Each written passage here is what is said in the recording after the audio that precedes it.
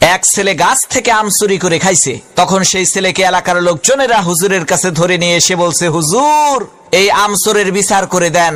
হুজুর তার কিতাব বের করে সমস্ত লোকের সামনে কিতাব খুলে পড়তে আরম্ভ করলো।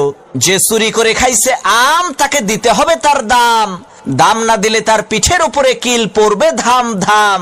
হুজুরের কিতাব শুনে এলাকার লোকজন সেই ছেলেটিকে কয়েকটা চর থাপ্পড় মেরে বিদায় করে দিল। আল্লাহর কি কুদরত! কয়েকদিন পর সেই হুজুরের নিজের ছেলে ডাব চুরি করে খাইছে। তখন এলাকার লোকজন হুজুরের কাছে এসে বলছে, হুজুর মানুষের ছেলে আম চুরি করে খাইছে দেখে বিচার করলেন, এখন আপনার ছেলে তো ডাব চুরি করে খাইছে, বিচার করেন তো দেখি।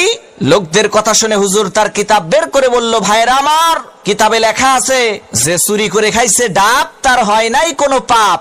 তখন এলাকার লোকজন বলল, হুজুর বুঝলাম ডাব খাইলে পাপ নাই, কিন্তু আপনার ছেলে তো একেবারে পাকা জুনা খাইছে। হুজুর তখন কিতাব থেকে পড়লো, যে খাইলো জুনা তার নাই কোনো গুনাহ। এলাকার লোকজন বলল, হুজুর ডাব খাইলে পাপ নাই, জুনা খাইলে গুনাহ নাই মানলাম, কিন্তু আপনার ছেলে তো নারিকেল খাইছে।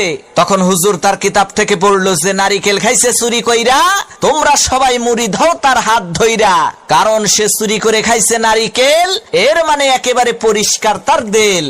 তখন এলাকার লোকজন বলল, সর্বনাশ, হুজুর আপনার ছেলের বিচার করার কোনো দরকার নাই, আপনি আমাদের ছেলেরই বিচার কইরেন তাই হবে।